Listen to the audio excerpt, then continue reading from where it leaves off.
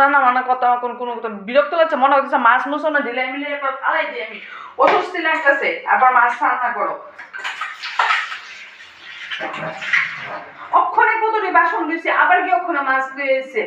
এই দেখো তোমরা, এই দেখো, এই দেখো, সকালবেলা আপনার ঝালমাল করে থেকে গেছি তরকারি, ওই দেখো তোমরা দেখো।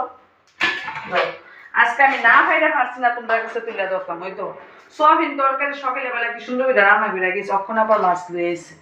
শরীরে আমার দিতে মানে বাড়ির বডিটা আছে না, পুরো চাক পানি করে বিয়া করেছিলাম, ভুল করছি, বিয়া করেছিলেন।